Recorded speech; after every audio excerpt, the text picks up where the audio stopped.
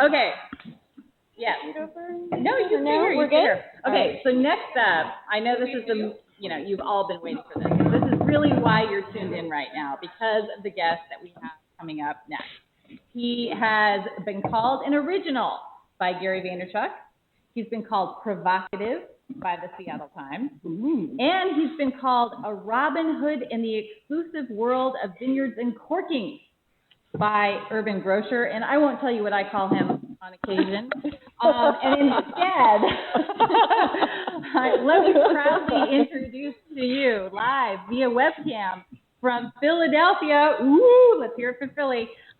Joe Roberts of, throw it out there, please. I don't even know what I'm doing here. I don't know. It's so uncool. It's not even funny. So we've got Joe Roberts of 1WineDude. Yay! Thanks for joining us, Joe. Woo-hoo! Hello. Can you hear me? Love the T-shirt. Oh, so, yeah, that's great. In honor of Mark Oldman. I'm going to shout out to Mark who sent me that. That's awesome. Thanks for the introduction. It's okay. You can tell them you call me Pookie Bear. It's totally fine. Our secret. Okay with that. It's our secret. Well, before we get into things, I want to give people a little bit more background on you, because although we know that you're world famous, there might be a few people out there who aren't really entirely world famous. What? It's a small world. The wine world. It's like that big. Wine world famous. Well, we're all connected through wine, so it's perfect. Agreed. In fact, I just heard what you're drinking, which is pretty cool. What are you drinking? Yeah, this is weird, but it's really good. A guy who used to make wine in the Finger Lakes gave me a bottle. There's maybe 8 bottles left in the world of this, and it's a Solera style, like sherry style fortified wine. And I'm still trying to figure out what grapes he used, but it's very good. And I'm gonna be honest, I had some earlier. I'm a little buzzed already for this interview. So, perfect. I mean, I can't put this like toasty caramel thing down. Like, it's really nice. What winery is that in the Finger Lakes? I can't say. I would love to tell you, but I have first. He didn't give me permission to talk about it, and so I'm kind of a little worried about it. But I don't know how legal all this was. Do you know what I mean? Like, I don't know how legal all this was. You know, when you get into the realm of fortified and whether he was like setting that up properly and paying the taxes, and the winery's gone now. So, in any event, I'm going to have to, on the advice of counsel, I decline to answer. Take the fifth. Well, you are in the right place, Joe. What happens in ToutSuite stays in ToutSuite. Okay, exactly. We won't tell a soul or the other 10,000 people watching. Yeah, or goes viral on YouTube. Right, exactly. Exactly. You're safe till then. So Joe, you left your job in IT, right? You were this bigwig IT guy who decided to just, throw it all out the window because you had this amazing passion for wine. So in 2007, you started 1WineDude, and now it is more popular than ever. In fact, you are now so popular that you're also penning a column for Playboy.com, ladies. And we know that's all serious type writing. Yes. And of course, everyone reads them for the articles. Not for the pictures. Not for the pictures of the wine. I'm on the just barely safe for work part, as I like to describe it.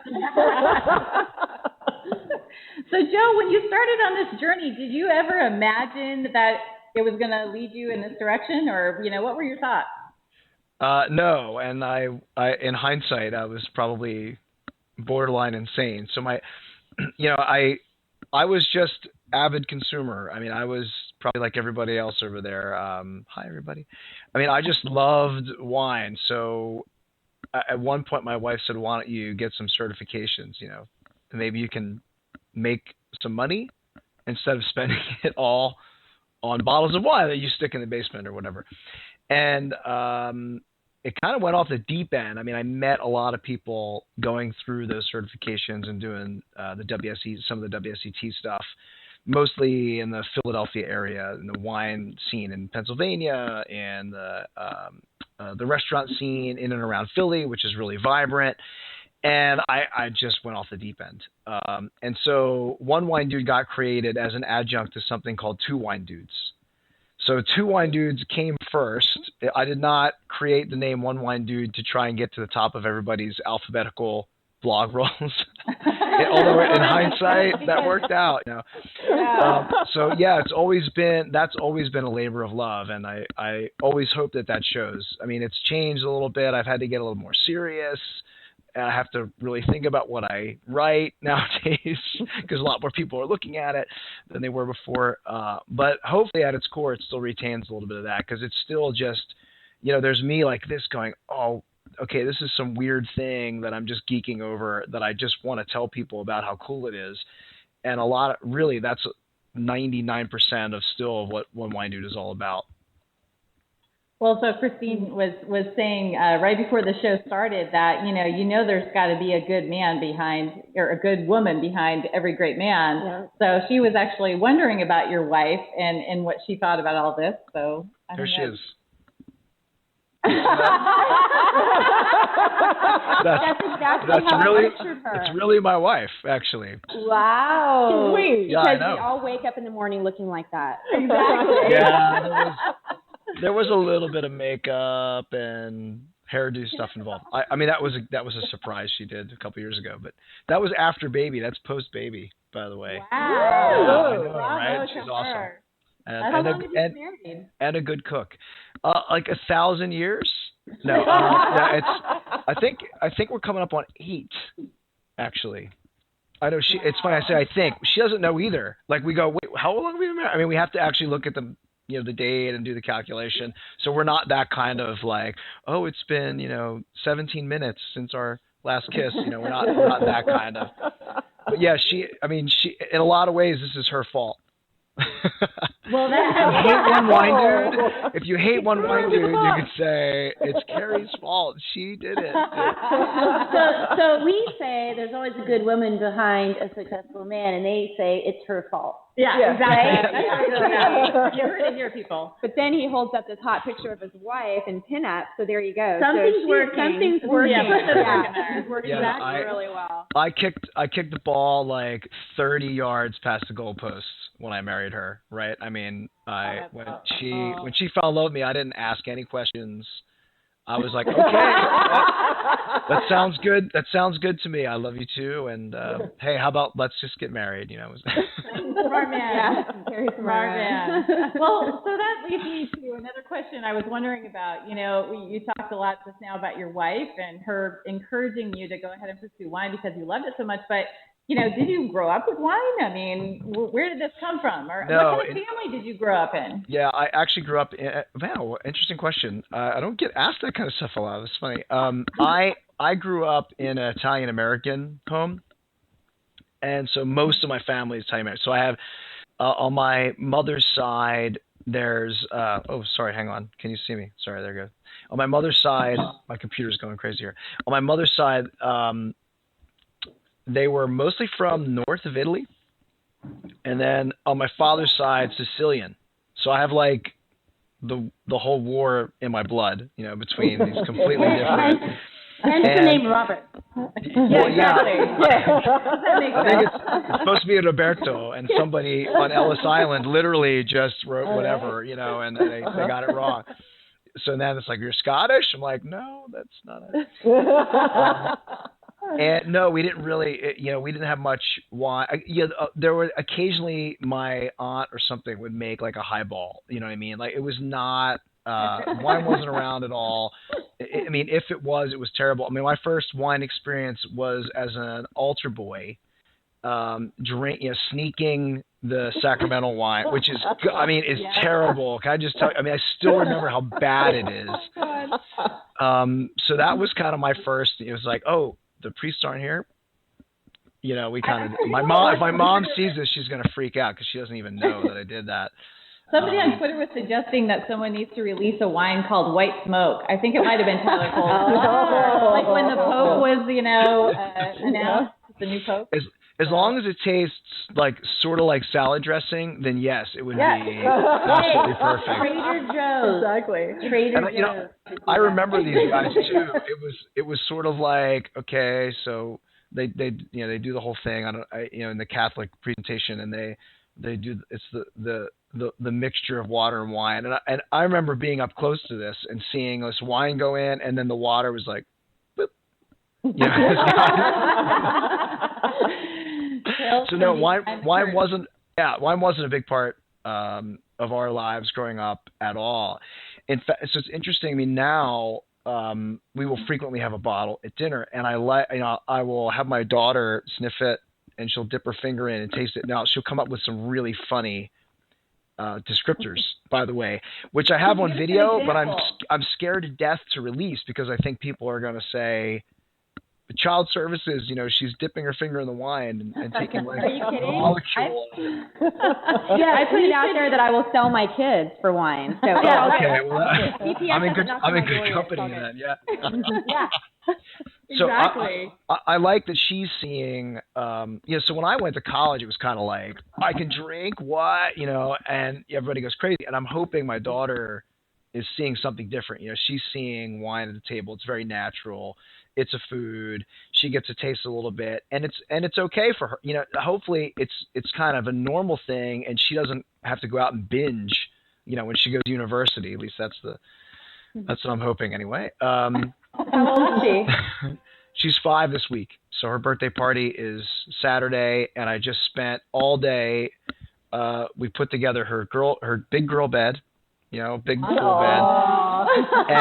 and then I had to design and create a frame of wood for like a photo booth thing that we're going to do with the dinosaur, a cute dinosaur, and I did the same thing last year for her Rapunzel tower, and this is not the kind of stuff you think about when you're before your father, right? You're okay, like, but what we really want to know, what we really want to know is when you're making what wine will you be serving the adults at the party? Oh, you know, the party's not at our house, so probably nothing unless they have beer at the toy store, like in the back. But you know, after I don't know, I'm not precious with it, honestly. I mean, you were asking my daughter's descriptors. My favorite one was ice cream. So nice. Vanilla ice cream for a Chardonnay, and it was perfect. I mean, and I'm thinking to myself, like, talk about knowing where this stuff comes from. I mean, that's her frame of reference. That wasn't the funniest one. I mean, one time she said, yeah, it's kind of like dirt, or whatever. And I have a string of these on video. I'd love to. Anyway, it will never see the light of day until she's going to get married. And then I'll. Yeah. So you know, we hear this, you know, the roots that you come from. You know, what about wine is it that makes you really happy? Well, I love questions like this. Aside from the buzz you're getting on right now. Well, see, that's the thing. I love questions like this. How did you know, what was it about wine? I said, well, why wouldn't you get into wine? It's kind of always been my response. I mean, when it's good, it's very good, and when it's really good, it's great. You know what I mean? It's kind of like people's like sex. Well, when it's bad, it's still pretty good. I mean, wine is, you know, when you start to get to a certain level where you get good quality and good complexity, which is easier to find now than it's ever been in the history of mankind, by the way, at lower price points even now. It brings people together. It lowers inhibitions. It gets people sharing. It gets them talking, and you get your buzz on. And it's a performance-enhancing substance, you know, as we say. I mean, there's so much. I'm not getting into that. Can we ask your wife? Get Carrie on here. Well, it does help the show. Yes, Joe's fantastic. I love Joe. I love it. So, all right. So anyway, my counter argument is always, well, why wouldn't you get into it? I mean, there's so much going for it. In fact, it amazes me how often the wine business seems to actively try to make this uncool. We have the coolest thing ever, and we're trying to somehow make this uncool in a way, and that drives me nuts. And I think actually it's one of the impetus behind the creation of 1WineDude was, well, you know, I'm reading the back of some of these wine magazines, and it's just like stock picks or something, and it kind of blew my mind. I said, well, this is not what this is about. You know, I mean, what you guys are drinking, that's what it's about. that was my next question. What do you least like about the wine industry right now? And also, what do you least like about new media right now? Ooh, okay. Well, what I least like about the wine industry is probably a twofold. So one is that I think it continues to be marketed in a way that makes it, well, I'll say uncool. And what I mean is it preys too much on the aspirational. I mean, that's not what wine should be about. Not that that's not a cool part of it. Don't get me wrong, but we're overweighted on that. When we've got full page ads with some big score for a wine that's like $70 or whatever. I mean, we're overweighted on, oh, you should aspire to this. And by the way, if you don't like this wine that scored 90 whatever points, there's something wrong with you. I mean, that's the implication. I hate that because, and I actively undermine my own ratings. I mean, if I give a wine an A-, which I'm about to do as soon as we're done this interview, by the way, I've got a Keller Estates is a Pinot from 2009 I just tasted.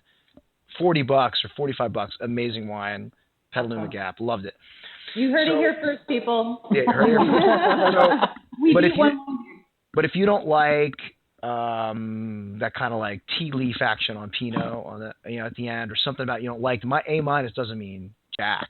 I mean, it really doesn't. And there's nothing wrong with you for not liking it. I mean, all I'm saying is continuum of worst wine I've ever had to best. This is where it sits.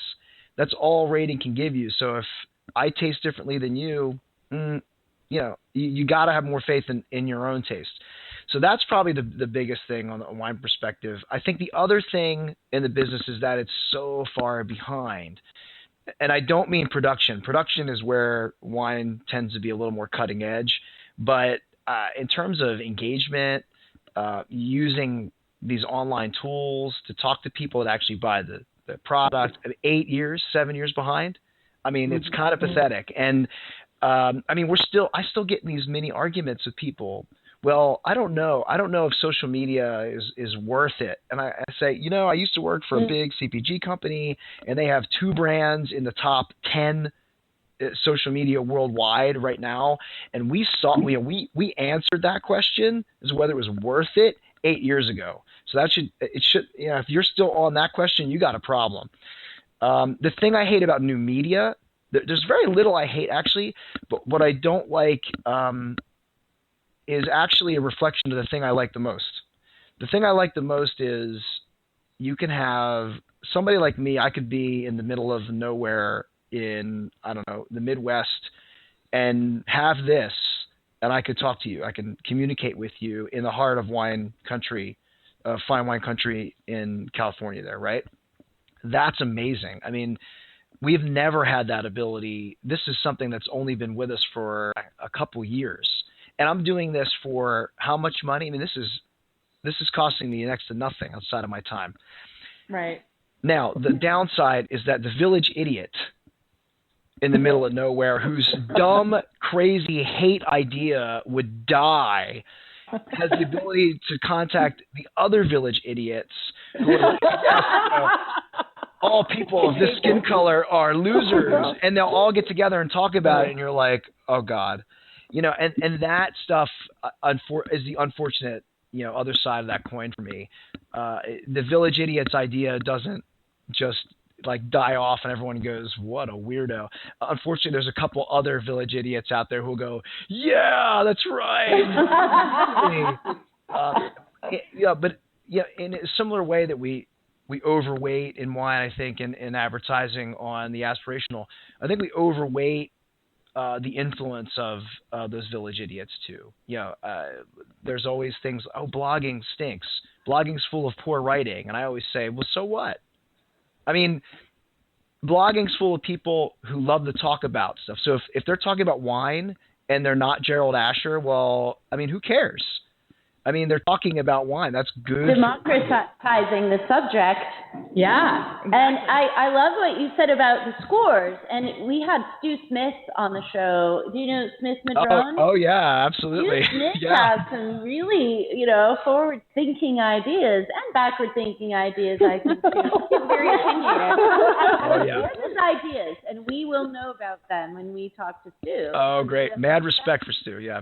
Yeah, and he said, "Hey, if you want to follow ratings, it's very much what you were talking about. If you want to follow a wine rating person, then take a cross section of the wines they've rated at different rating levels, put them next to each other, taste them blind, and line them up yourself.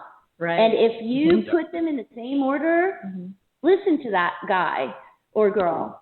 You know? That's perfect way of describing it. I get a lot of flack from people who write for very established media, and I'm not going to say their names, and they're people I respect, but I get flack from a couple of those guys saying, you undermine ratings, you undermine your own ratings, you give them away for free. Like, what's your problem? And I say, I'm only charging what they're worth. You know what I mean? Well, and I think that validates the consumer too. You're empowering the consumer to make their own educated purchases, regardless of what the brand is. It's trusting your own palate, and that de-snob the industry, which is really what turns people off of wine is their fear. They don't want to get it wrong. They don't want to be judged. So you help to demystify and de-snob that entire genre. Well, thank you for that. I look at it this way. Now, I know it's not a great comparison because it costs a lot less, but have any of you ever freaked out in front of the mustard aisle? Yes. I mean, there's a ton. There's like 1,000 mustards. Yes. I'm going to interrupt you 1 second, Joe, because we didn't get an opportunity to introduce the other two ladies that are sitting here at the table with Christine and I, and obviously Susan Quinn is, owner here or co-owner of ToutSuite. Itself. I prefer to call myself the CEO. The CEO. Yes, I'm going to lean in and say that again. The CEO. She's the boss lady. She's the boss. Time boss to me. Put it that way. We say yes, ma'am, a lot. Nice. I don't tell them. She actually has a whip.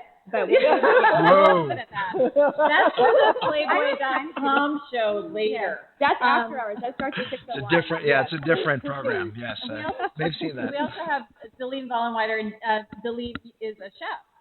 So since fantastic. you're talking about, do you really go crazy in the mustard aisle? Well, we've got two ladies here that actually might go crazy in the mustard aisle. Well, I didn't say crazy. I just meant, do you freak out in fear?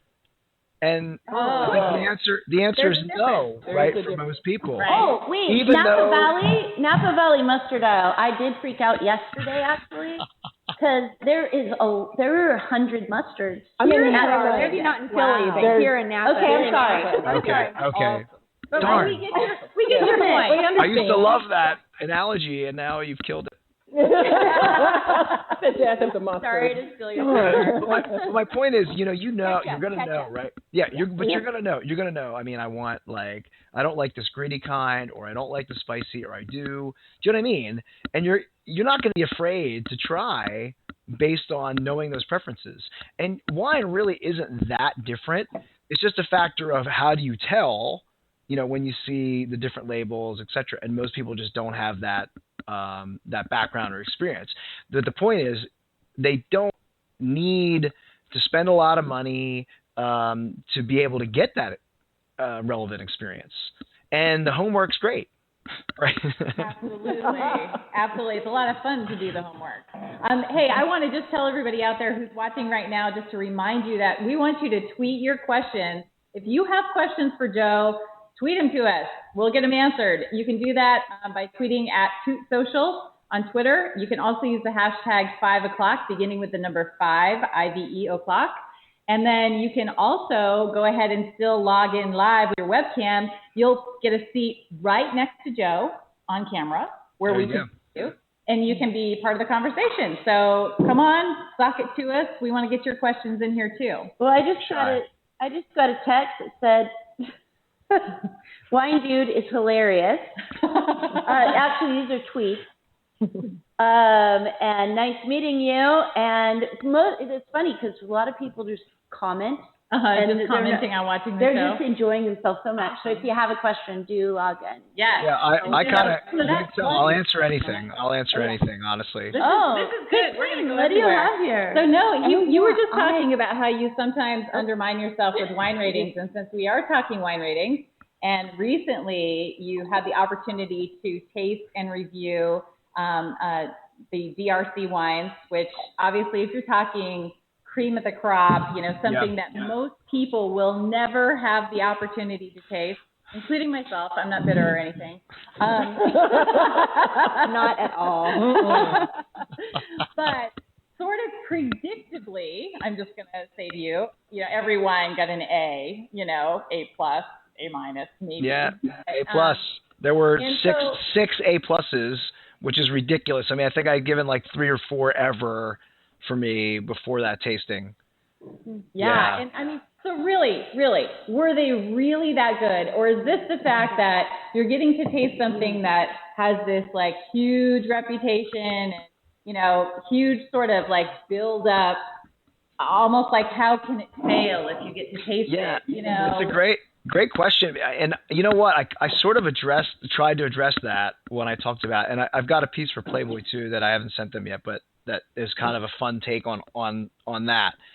And, and part of me wanted to go in there and I wanted the wines to underperform and I wanted to, I mean, they're going to kill me. Wilson is going to kill me when they hear this, but I wanted to be butt-lickingly sycophantic, you know what I mean? And just be like, what? And I thought, we need that on a t-shirt. Yeah. how great would it have been to have You can wear it in that? public. Yeah, right. No, even I'm not going that far. But it would have been great to have that, right? To have something that easy to hook onto and then say, I'm going to tear it down and never get invited back, whatever. And, I was tasting the wines and, it's since kind of come out that I guess some of the other reviews from Spectator and a couple other sources that were there have pretty much validated what I said. I mean, some people gave like the highest scores to DRC they've ever given. And so I lucked out on a like really good vintage. But when I'll put it this way, when you taste, yes, you're influenced a little bit by that. But, I sat with the Somms who were more fun. No offense. I love the writers and, Eric Asimov is acquaintance of mine, I think. But I was like, I'm sitting here with the Somms, like they're more fun, And we had a lot of these moments where I was like, and they were like, they were like, the Somms. It's kind of like when that gorgeous girl walks in the room, like the quiet conversation that happens between guys. That's all I could think of when you. And on that note, we're actually going to bring in 2 gorgeous. Oh yeah. Men. Oh, we've got men. Okay, yeah, please.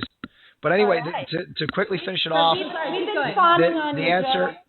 Yeah, the answer is yes. I mean, they were that good. And the way I would describe it really quickly is, if I can say to you a wine, I can in that wine, like you listen to Mozart and it sounds effortless.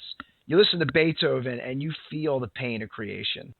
Well, I felt the pain of creation in those wines and they were better for it. And the fact that I'm even talking about the wine like that should probably tell you, yes, it was really that good. Awesome. Glad to hear it. Glad to know that you were not compromised. I'm not saying, I'm trying to minimize that anyway. We have now been joined by Boris and Didier, our resident wine experts here at ToutSuite Coastal Club. I might drink her for sure. And I'm sure, I have to say, I'm sure Boris, who was just recently trying to sell some DRC, I think. Yeah, well, that's actually what I do on a kind of day-to-day basis. I sell premium French wine to emerging markets, mostly Asia, as you can imagine, And so which vintage of DRC were you testing? 2010. Oh, 2010. Okay, yeah, cool. Yeah, awesome. Yeah. 2 thumbs up. So you're used to looking at a price and then quadrupling it, and the other person on the other end saying yes, that's fine. You know what?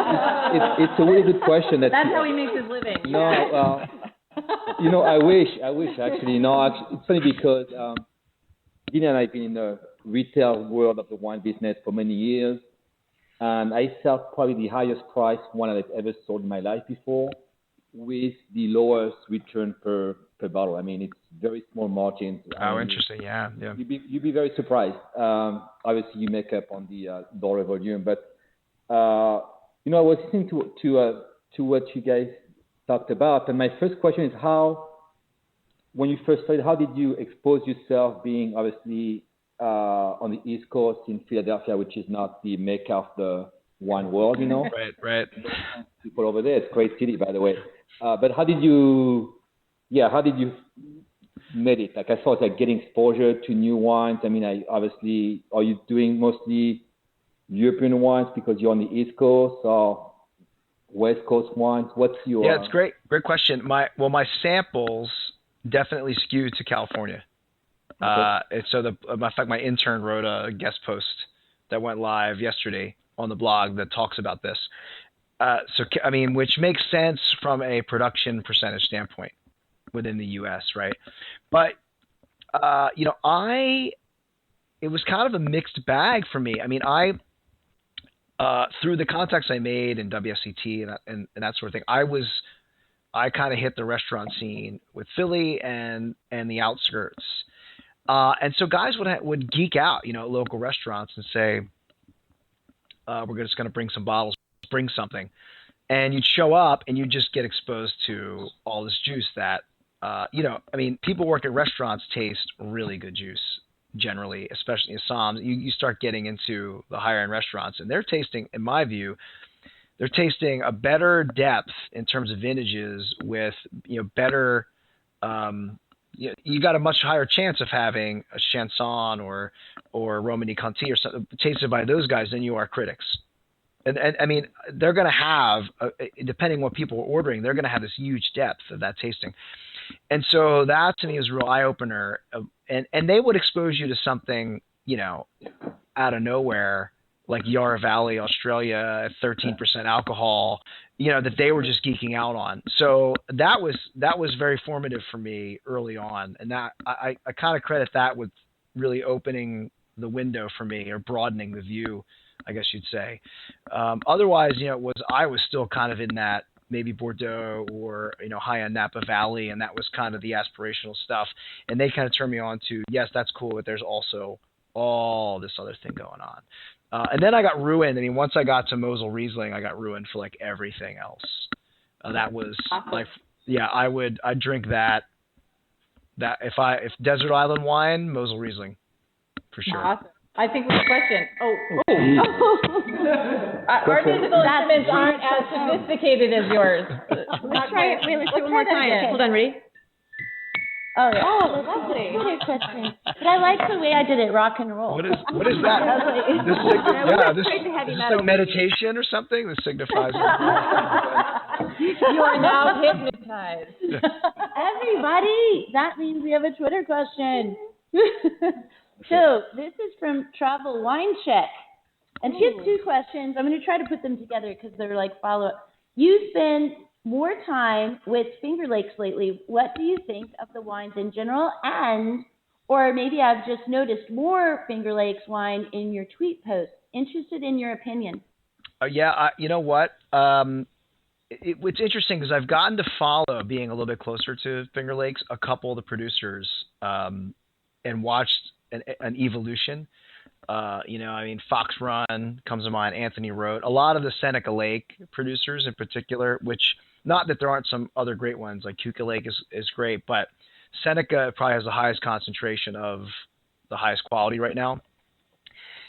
They're kicking ass. I mean, they are really coming into their own.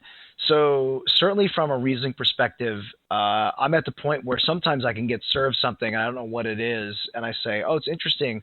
It has this lime character and this type of minerality. I don't know. Maybe it's Finger Lakes. I mean, the fact that you can even kind of get to that point with a region is really cool. So I think that's starting to happen on the whites. But, the reds, especially in warmer vintages, and I don't know, I mean, if global warming is coming into play, but I mean, some of these reds are getting very interesting. I know, the 2012 in particular is supposed to be pretty good. I haven't had any of the wines yet, but people are really excited about what happened there, especially after 2011, which was so rainy. But even then, I had some really interesting whites from 2011. So I think, generally speaking, I think they are deserving of the renewed attention, or I guess the new attention. That's probably how they would view it. The new attention they're getting. You're starting to see that on the West Coast, as folks are saying, "Oh, this is an interesting alternative to sort of the bigger whites that we tend to get out here." They're bringing in these little more steely and a little more austere, dry Rieslings from the Finger Lakes. They deserve the attention. I mean, they're really good. I'm actually trying to get Len Thompson from New York Cork Report on here. So he and I have exchanged, and we're trying to find a common date. So we'd love to get somebody like him on here to talk a little bit more about New York wines. So. He'll tell you, and he'll be honest. I mean, I know not all New York is that far progressed, and a lot of the producers still too much bad wine is made in the Finger Lakes. Okay, for sure, and unfortunately that probably brings down the perception of the region overall. But if I could give you a short list on Seneca, for example, and Anthony Road and Fox Run and Weimer and a couple other places, and I would just defy you, honestly, to walk out saying these wines aren't good. I mean, they are. Some of them are good. Some of them are really, really good.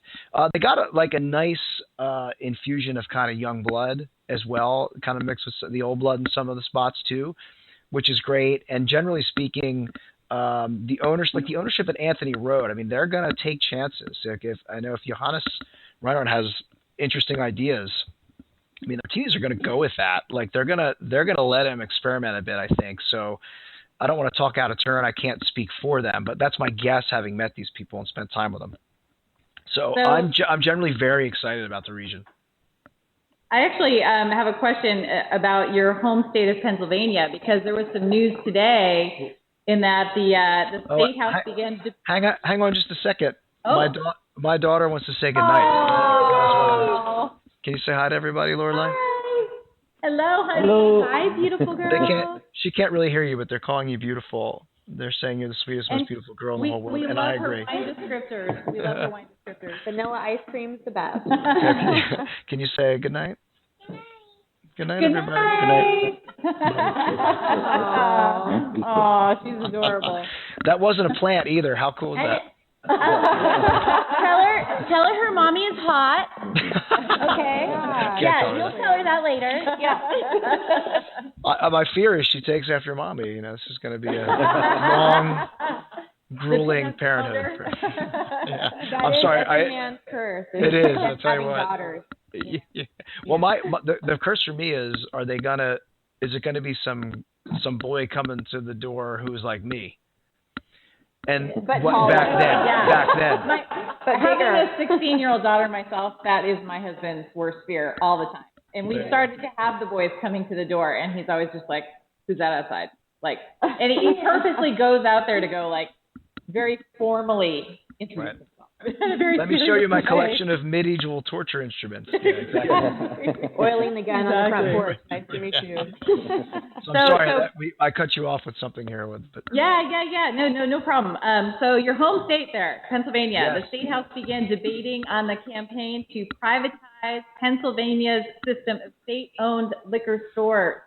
And it would open wine sales to supermarkets and phase out their state liquor stores. Yep. What are your thoughts? Wow.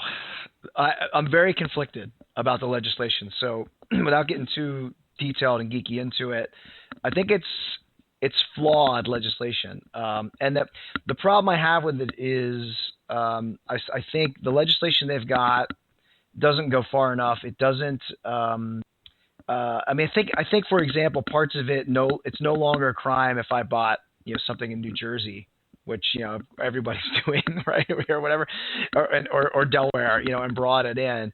But the problem I have is you're not really going to see mom and pop shops. Okay, you're not. The way I understand this legislation is it's definitely going to favor larger stores. That it's still going to be expensive to get wine in here. It's still going to be expensive to get licenses. Now you can also argue this is, of course, a step in the right direction, which I think it is, but the problem is the steps come so slowly. I mean, we're still about to repeal prohibition here or whatever the hell it is. It's so bad that my fear is then we're going to live with that. We're going to live with that until I'm dead, right, or whatever, and then they'll start to progress it. So I think look, if they can stand up to the pressure that will come from the unions around the state stores, which is probably the biggest hurdle left, I mean, that's significant. So, if they can do that and garner the support, yeah, I mean, it's impressive. I know I sound sort of like, what are you whinging about? You're finally gonna, get something that you wanted. I just feel like it doesn't go quite far enough in its current incarnation. I mean, knock on wood, let's hope that we don't have to wait that same amount of time then to progress it even further, although I strongly suspect we would. The problem is there's a lot of money tied up in a lot of different coffers, and people they're just going to really staunchly dig their heels in to protect that, whether it's the unions, whether it's I mean, they're afraid, I'm sure, or they used to be, of very large stores coming in, like a sort of a Costco type scenario and becoming, right. this huge supplier. But I think the bottom line is it's still going to be a little too expensive to get wine in Pennsylvania. We still have taxes out the wazoo on this stuff. There's a tax for the Johnstown flood, right? I mean, do you guys know anything about the Johnstown flood? I mean, they do not need to be collecting taxes for the Johnstown flood. Yeah, exactly. There's some amazing books written about it, by the way. But it's a fascinating story, but we don't need to be paying for it anymore. So there's weird stuff going on there. So there is a part of me that's like, I want to root for this. There's another part of me that's like, it's imperfect. So I'm really conflicted. Awesome. Hey, I want to talk to you about the plethora of bloggers, wine bloggers coming up in the market, and the wine writers. What kind of difference do you make on that? So sorry, make sure I understand the question. Is it what's the difference between between blogging and wine writing? One writer, and I understand one writer. Usually that's coming up into a newspaper or a magazine. Okay, one blogger. This is more of the internet. One gets paid and one doesn't, right? That's the primary difference. Well, I think it's interesting that people. They're very different animals. Okay, so if you get paid to talk about a topic, right, and you're edited, etc., then you probably ought to be better than 80% of what's out there now. I mean, to me, that's kind of the sad fact. I mean, look, you could take a lot of magazines, a lot of newspapers. I'm not picking anybody out in particular, okay, but you can take I'm not talking about the John Bonets and Eric Asimovs of the world, okay? I'm talking about another level, but obviously they constitute a tiny percentage. I'm talking about what constitutes a much larger percentage of paid wine writing. I think you could take the names and the articles, and you could swap the publications, swap the names, swap the articles, and I don't think you'd be able to tell much of a difference. I mean, we're at a point where a lot of that writing is so formulaic, not just with wine, probably a lot of other areas too, but wine also. It's so formulaic that we've essentially are in an outsource model. Someone will do it for $50 or $60, and they can follow a formula and write that. And I personally find that so unbelievably boring that I can't get past the first paragraph. And so I would say not everybody. I mean, there's some great stuff, but there's a lot of stuff that's banal. And we can levy the same criticism against blogging, but those people aren't getting paid to do it, right? They're just trying to share. A lot of them are just trying to share a passion. So I don't think the criticism is actually legitimate on the blogging side. It's actually much more legitimate on the paid writing side. But you're also talking to a guy who's I got a very skewed viewpoint, right? I mean, have you read my stuff? I mean, it's like, what? Very different. That's why we're here. I'm Mr. Personality, right? I'm going to go completely the other way to the point where you might go, this guy's a clown. But I'd rather do that and be remembered. And maybe strike something. Maybe we have the eyes passing through the train cars, where I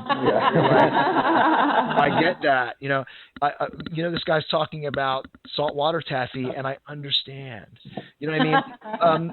I'd rather have that moment really deeply with a small number of people than have something a little more superficial or banal with a large number. And that, I think, probably limits, what I'm going to be able to do. I mean, Wine Spectator's not going to call me, right? Yeah.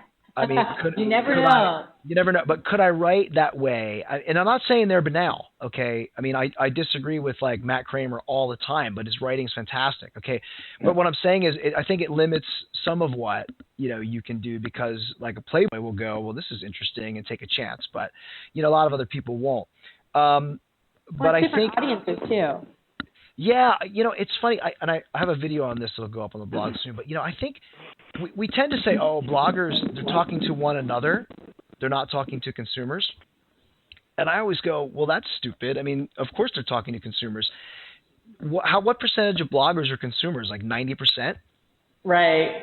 So, they should be. They are consumers. 100%. Yeah. Yeah. I mean, so why are they supposed to be different animals? Like the consumer is like you're in the wild and you're like, okay, don't make a sudden movement because the consumer might run. Like they don't talk to anyone. I mean, that's crazy. I think that's where where wine is so far behind the time. We tend to think, they say, oh, I see it in print and therefore it matters. Well, I mean, you can't ignore things online when, people spend 2 or 3 hours a day minimum on social media on average. I mean, that's a ridiculous amount of time. I mean, it's like a big cut of what people used to spend on TV, watching television. So you can't say that stuff is somehow not potentially of the same importance for people, because you know what? It's not robots on the other end reading it. It's real people who are spending real money. That to me, is important.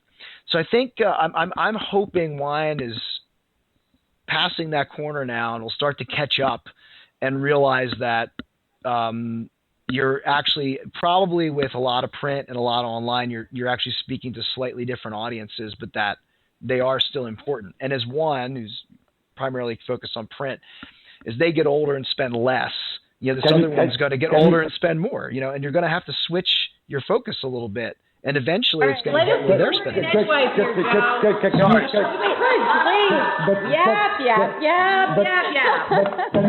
Can you be both?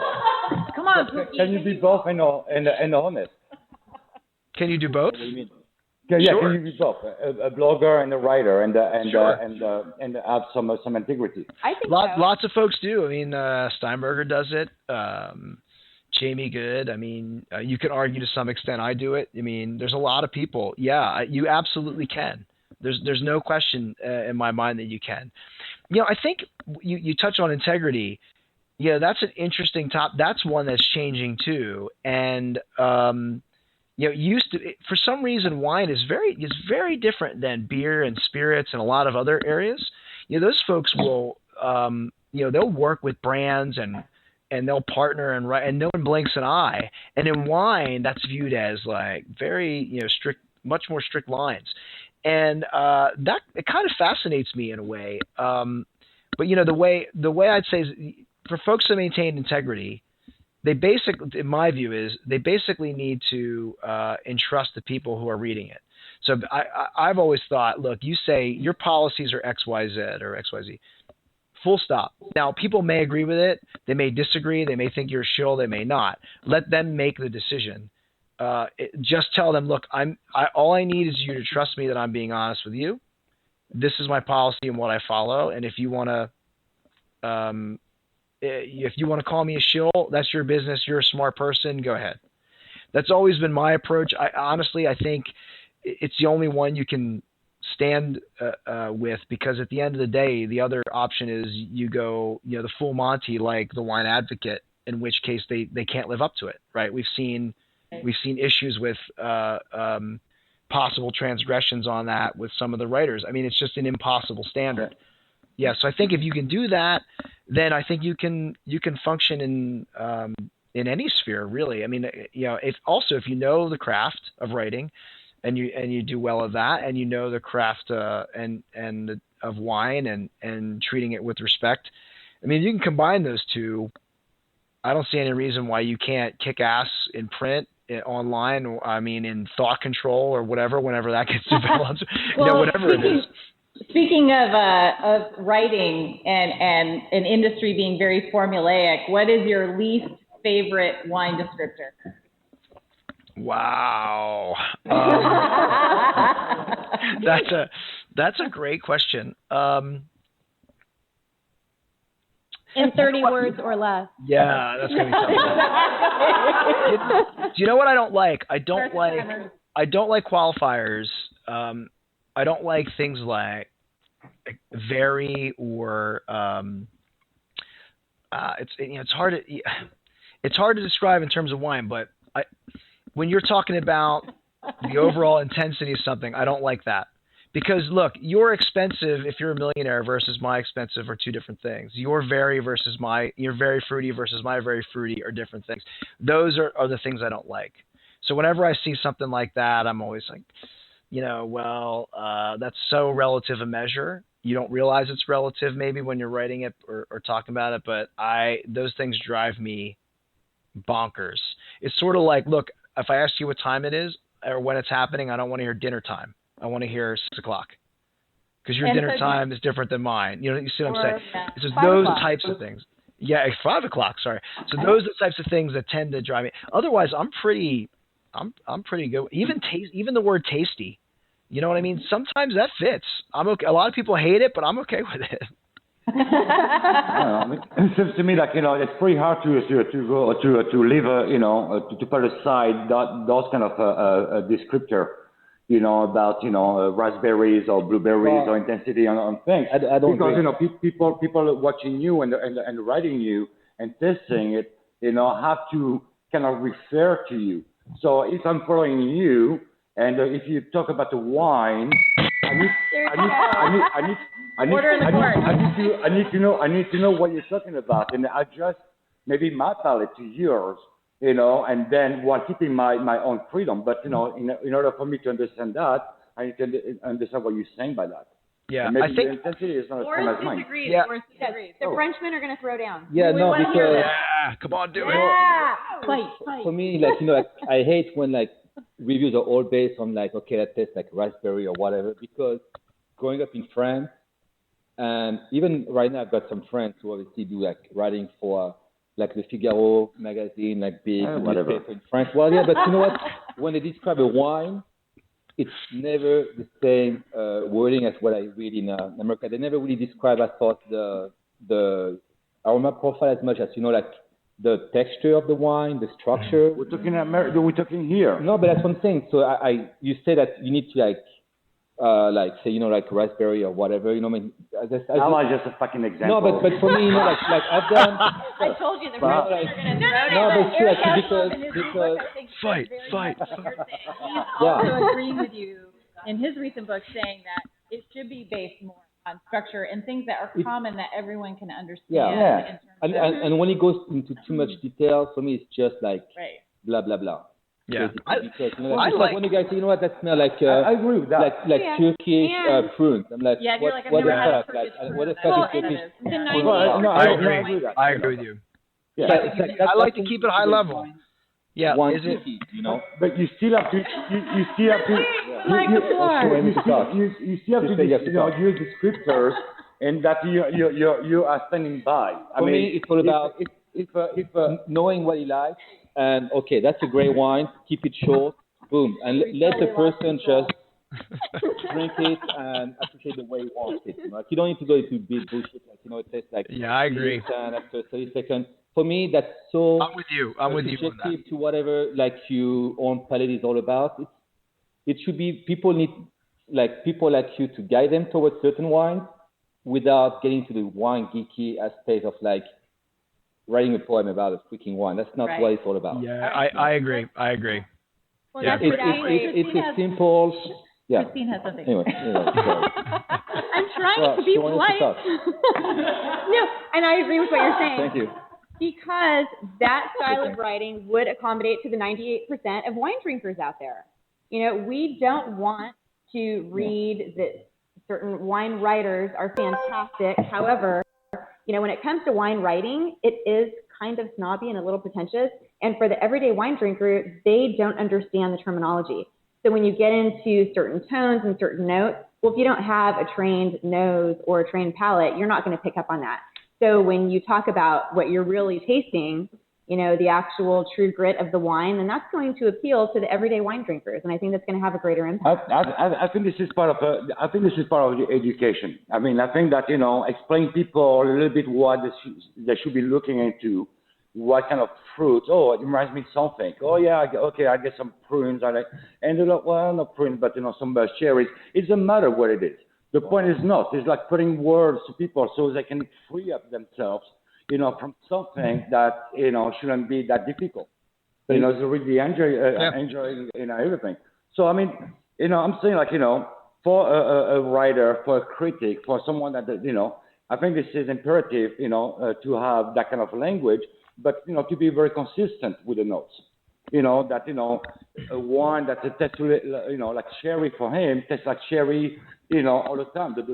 So I can refer to that. Okay, for him this is cherry, for me this is plums. It doesn't matter, you know. Helpful. It is helpful. It is helpful. This is the tools of. Then after that, when you pass that, when you're comfortable with that, you can go further. You understand, you know, the wine. This is part of understand the wine. So Joe, I don't know. We're going a little over. I hope that's okay with you, but we have like a couple more questions if that's all right. All right, good. So are you in your bedroom right now? No, this is a guest bedroom. See a bed I know. Yeah, it's like a day bed, but it kind of looks like I'm like on a bed. I'm just curious. Yeah, it's a spare bedroom, so I commandeered it. It's like my office essentially. Was that your question? That's the question. Well, I see like pillows and comforter kind of tousled around. It doesn't look like it's made. I was going to ask questions, but maybe I shouldn't. It might be too personal. No, we had a friend stay over the other night, so I think we haven't gotten around to it. So no good stories behind that? No, none. I mean, zip. Okay, so Joe, for those, many of you may know, Joe is an accomplished musician. So he had a band, and he still plays, and he plays a variety of instruments, some of them more unusual, I would say. I don't even think I can pronounce the Aboriginal instrument. What is it? Didgeridoo, right? Didgeridoo, yeah. Do you want to see one? It's a big, Yeah. Please. Hang on, I don't know if this is going to reach. He was saying because of the little girl that he might not be able to play for us, but well, I may have to put. Do you mind? Let me put this down. Yeah. Okay. And I'll pull one out. For a moment. Yeah. Okay, hold on. Go away. This is awesome. So we're gonna get our own like private Joe Roberts concert with a didgeridoo. Didgeridoo. All right. Didgeridoo. We have someone logging in realize they don't have a camera. Oh, so thank you for logging in because we heard you. Can you unmute Martin Cody? Oh, Martin! And it's our friend Martin Cody. So. Oh yeah. Hey. So here's. Hey, Martin. So Martin's coming on. Just a second. Oh wow, that's a big thing you have there, Joe. There you go. Now I know what Playboy.com calls you. That's almost offensive. Oh, my God. And this one is made. This one's from Australia. It's made by. Quite an instrument you have there, Joe. Yeah, thank you. That's what she said. It's. And welcome, Martin. Hey, Martin. Oh, hey, Martin. How are you? Hey, Joe. How are you? Hello, everyone. Hey, There's a painting of a barramundi fish on there. Awesome. And this one's tuned to E. Yeah, I mean, basically, long story short, this is one of the first musical instruments. Not this particular one, but the didgeridoo. And it's a sacred instrument. And yeah, it's interesting because I play Native American flute as well, and that one is not sacred. That one was actually like, let's try and woo the ladies. You know, same reason, like I played bass in a band. This one is, it's a sacred instrument for people. So this one has seen recording time and has seen stage time. That's awesome. It's heavy too. Very impressive. This one's heavy. Can you, will it wake your daughter, or can you just play a couple of quick? I can try. I don't know if you'll hear it. Because the sound's going to come out the other end, but... Okay, we'll try.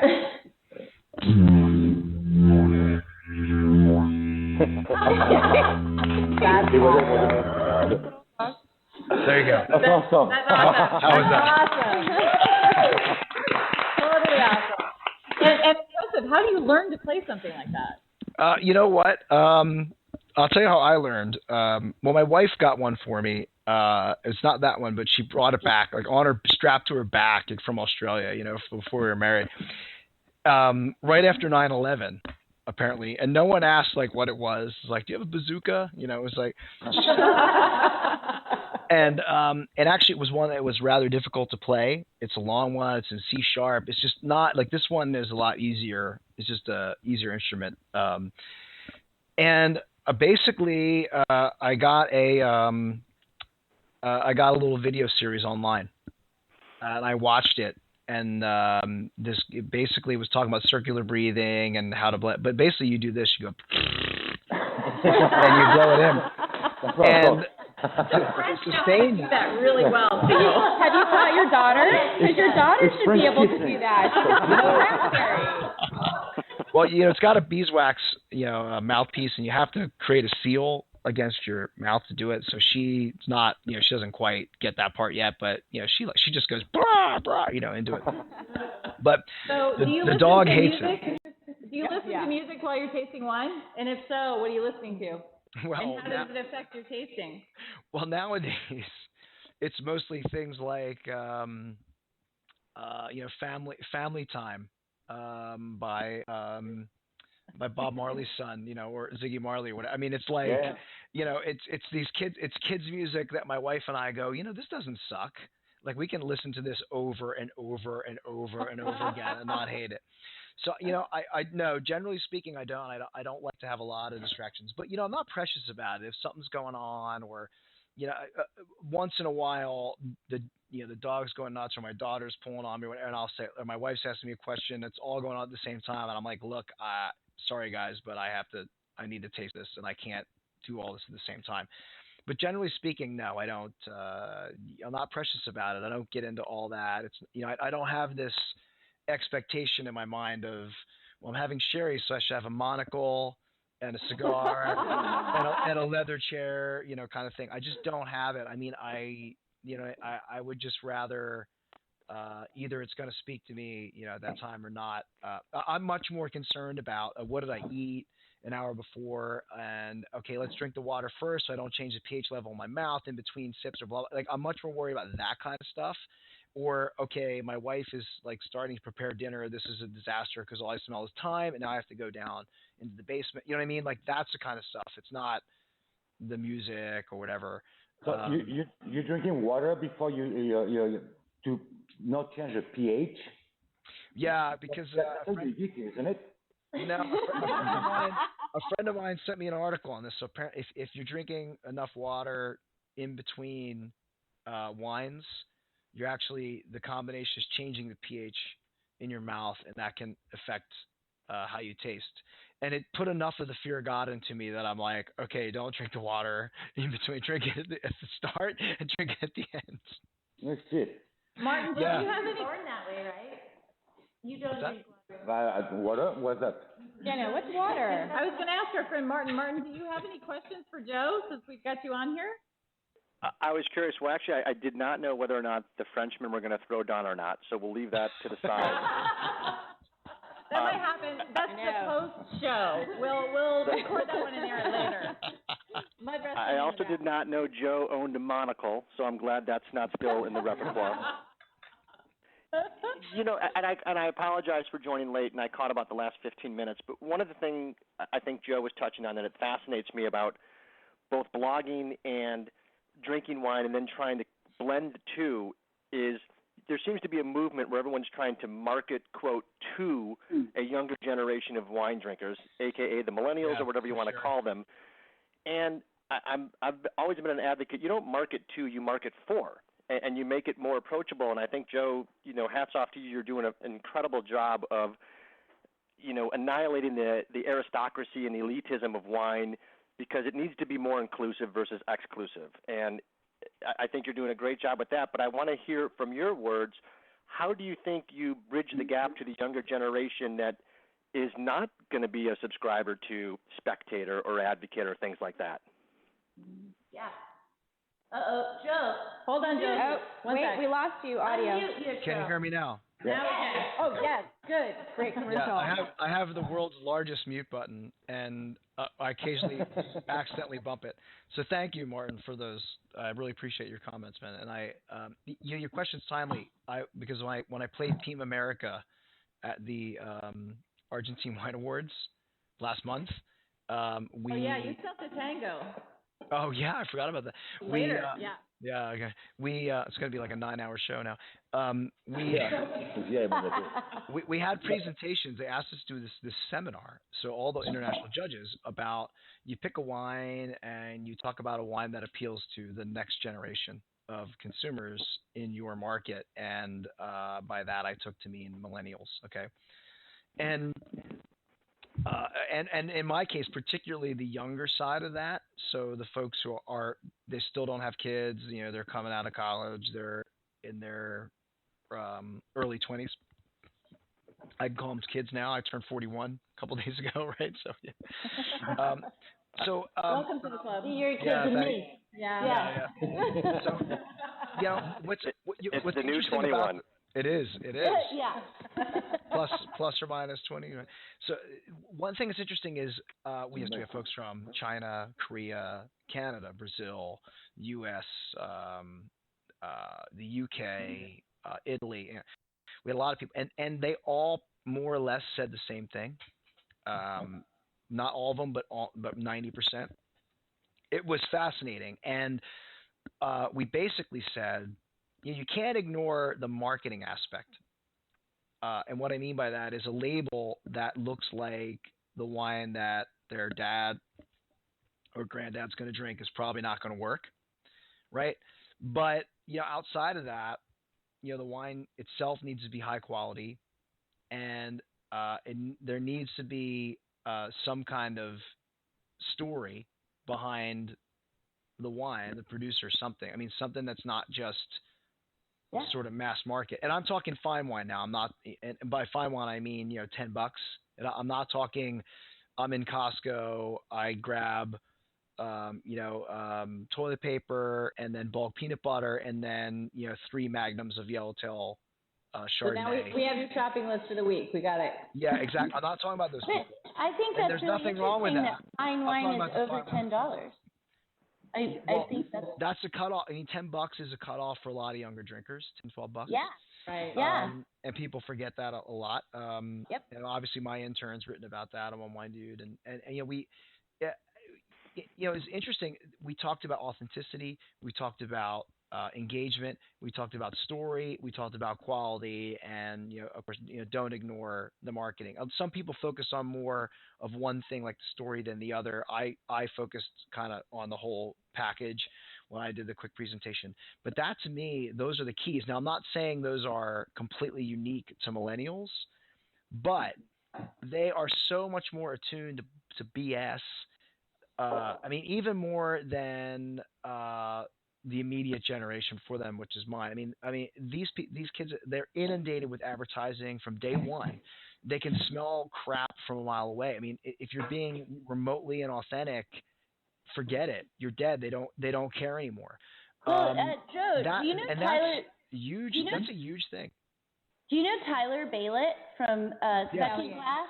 Ballier. Yes. Oh yeah. So that's Facebook friend language. Second Glass. Yeah. I met him several times, but I didn't know his last name. Anyway, Tyler does Second Glass wine. And he's a huge advocate of just they love wine, but he says the wineries have not really explained to us what's the difference between a $100 bottle and a $20 bottle of wine. Yeah, I'd agree with that. I think they're doing a slightly better job, or some are. But yeah, I mean, there's story there, right? Tell the story. There's engagement. Look, the problem, generally speaking, is that we went from a sort of interim point online. Let's take Twitter, for example, where you got a guy like me, and I reach out to, let's say, Keen, right? And I say, I love the shoes. The laces keep wearing out. And Keen responds, and they're like, here's some laces, right? Mm-hmm. And I rave about Keen because they gave me laces. This actually happened, all right? But we're at the point now where we've kind of leapfrogged that. And younger people, if they said, hey, Keen, I have trouble with laces, and Keen doesn't respond, Keen is dead. Keen is dead to that person. They will not buy Keen. I wouldn't have expected maybe the response. They are expecting the response. So wine is in a terrible situation because most wine producers actually don't care about the person drinking. I don't mean Joe, back up a second. Yeah. Joe, back up a second. Yeah. Does Keen necessarily care that person who didn't get laces is dead to them? Is that a Keen customer? Yeah, I think potentially yes. Potentially they should. And the point is, so Keen has they can sell to you directly, all right, and they also have one level of indirection with stores that sell their products, right? Well, wine, most of them are going to have a lot of challenges selling directly. And that's what I mean by they haven't been conditioned to care about you as the person buying the juice, right? They're conditioned to care a lot more about the magazine, the distributor, the importer, folks like me, right, on behalf of and telling that story and engaging on their behalf with ultimate consumer. They don't need to do as much of that now. They can do it on their own for only the cost of their own time, right, through using a lot of these social media tools.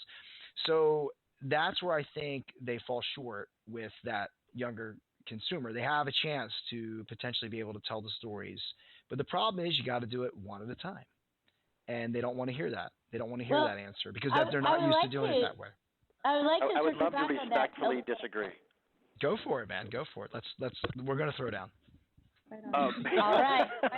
Throw down. No, don't do that. Well, here's why I kind of respectfully disagree. And let's just take Napa County, for example. I mean, Napa has 935 commercially licensed wineries. 55% of them produce 5,000 cases or less. So the general consumer has no clue who they are. Right. The millennials that you're talking to seem to want to favor the discount. And if this winery is not going to discount, then you know what? Then the millennial consumer has no interest in them. But yet the story may be incredible. They may be a 300-case producer on Pritchard Hill that just produces exceptional juice. But that story's not going to get told because guess what? That consumer is not actually who that winery is going after. Oh, sure. So, look, man, I don't actually. I think what we're saying is compatible. I don't disagree with that. What I mean is, eventually, you're going to have those people or millennials. Some of them will have enough money to be that consumer. And what people need to be thinking about is now we got a group that let's take Shelby, who's my intern, as an example, right? $10-12 a bottle. She's cutting her teeth on very refreshing, high acid European wines. Okay? Now that's very different than that Pritchard Hill producer, probably. But what the Pritchard Hill producer probably needs to think about is when someone like Shelby, who's super engaged with wine, has enough money to splurge at some point, you want to somehow be on their radar, perhaps. Maybe not a 300 case. Maybe it's a higher level. I don't know. But the bottom line is they need to be thinking about, well, how am I going to approach that potential consumer? Now, the answer is not I'm going to do it through the old channels or the current channels even, because they're not necessarily going to be doing it. They're not going to be subscribing to Spectator or whatever. Right. So they need to be thinking about – I'm not saying they need to pour 90% of their effort into that now. They need to pour like 3 or 4% of their effort into it. But eventually, like your stock market versus your bond kind of allocation, right? Your retirement fund. As you get older, eventually you got to change your percentage. Well, eventually they're going to have to change that percentage, and they're going to have to figure out how to reach those people who have not historically spent that much on wine, not historically had that kind of wine, right? And are used to people outreaching to them. That's a very different model than what we have now. Right. And then it'd be interesting, where does Shelby go today when Shelby decides, you know what, this is a special day, I want to have a special wine, and let's say you're not available for the question. Where would, in fact, Shelby go to get the answer to say, what should I splurge on? Yeah, I think that's a market that needs to be looked at. Yeah, that's a great question. I think right now for a lot of those people, the answer is either their friends – someone like me who they happen to catch online at the time, right? A sommelier, if they're out, right, or wine, beverage, or somebody at a store or at a bar or restaurant or whatever, they become the influencers at that moment for that. They are not carrying around an app for Wine Spectator or Wine Spectator magazine and going, okay, I want these. They're just not doing it. Or I should say most of them aren't. Now, there's this sort of counter argument is, well, they're going to grow up one day and change how they do that. And I've always disagreed with that argument. We have a Twitter question. But first, I'm going to take this opportunity to lean the hell in and say, well, you know what? The thing that I was mentioning before is that they're not speaking to the millennials, but there's things that they're doing that make that $150 bottle, and that is giving 401ks to the vineyard workers. Those are great stories. Like that. Yeah, and absolutely. That's communication. And I think if you say that, if you ask that question, like, why is your bottle $150 and this one's $75 or $25? Right. And when you give me an answer like that, because we take care of the people that work for us and we know them and they have homes on our property or this, then I'm like, okay, now you're talking. And I think that's the millennial conversation is people who work here are being taken care of, and it matters. And then you can taste that wine a little different. That's a great way of putting it. Imagine the person that said, let me tell you why this bottle costs $150. And the answer is not just because that's what people pay for it. And they give you that. I mean, that's awesome. Right. That's a great point because our employees and our vineyard workers, they all have healthcare demands, and we take care of all that. That's a much better answer than, because we paid $400,000 an acre 7 years ago and didn't realize the housing market was going to crash. Yeah. Totally. So we do have a Twitter question, right? We actually did have a Twitter question, and I'm sorry it's taken us a while to get to it, Dirk, but it's from Hutch15E. Thank you for the Twitter question, and he wants to know what your favorite Malbec is. Whoa. So, having just come from Argentina, let me tell you really quickly. When you judge, right, and you get to the trophy rounds, like, okay, we need to take all the gold medals in these categories, and they say, here's like the 14 Malbecs, now rank them, right? So you guys know Malbec, so it's not a question of like if the tannins are going to like wipe through your palate, it's a question of just when. So after 5 or 6 of these, you're like, I can't taste a goddamn thing. Like, what am I going to do here, you know? He is peeing and smoking right now. I can't see that. Okay, sorry. We were interrupting. I'll give you one. It's hard because I don't know how well they travel. I have a bottle in my basement as an experiment because it's I think a low sulfur, more natural type wine is Clos Siguet in Cahors. So that's Malbec, and they're really sublimely good, interesting wines. But I had them there, at the property. Now, how well those travel because of the lack of sulfur, I don't know. We'll see. I got a 07 or 08 or something. I'll get back to you after I taste it. In Argentina, I'm generally blown away by Finca Altamira from Acavalferrar. It's a very expensive wine, but it is unbelievable. I mean, it's complex, it's age-worthy, but you know what? At $40 their Chimera blend is almost as good. So that's awesome. A great one. If you want to splurge, even though it's still expensive, it's not $100, but $40, fantastic wine. But there's a lot. I thought that I could go on, but I mean those are a couple right there that are like way up there for me. Well, it's interesting because at $40 for a Malbec, you're on the near high end. You could go down to $30 and find $100 that would knock your socks off. Well, you know what? At 40, real quick, and it's not Argentine. It's Chilean. The Lima Vida, the single vineyard field blend, it's mostly Malbec from De Martino, is an amazing wine. It's just an amazing site. I haven't been, but I've tasted the wine. I've done the whole thing with Marcelo, the winemaker, in terms of talking about the place, understanding this. I've done everything I can except go there to the mountain. And they're Let fantastic. the record show that Joe is looking for an invite to the mountain. Yeah, exactly. I could see me and Marcelo like in the truck jamming to Iron Maiden, on our way there. And those are. I mean, that's a wine that I'd argue. Everyone likes to talk about terroir, even though their vines are only 6 years old, whatever. But there's a place where you actually have old vine stuff of kind of a unique spot on the planet, and you're really getting a little bit of terroir. You're getting it for $30-$40. I mean, that's pretty awesome. All right. Well, thanks. We have to say goodbye to Tia. Yes, this is actually, I think, the longest 5 o'clock somewhere show in history. I remember Because it's 6:30 somewhere. What great. What we're gonna do is we're gonna keep going. We're gonna stop the live stream. Tia has to go. Yep. But we're gonna continue the conversation non-live. You're not going anywhere. You are going to keep going, but I do want to leave you with this last one so I can watch the answer on when I go back and view it later. But if you were to stop writing about wine today, what do you hope would be your legacy? So I leave you to ponder that one. Wow. And until next time, Pookie, great to see you. Great talking to you. Cheers. Bye. All right.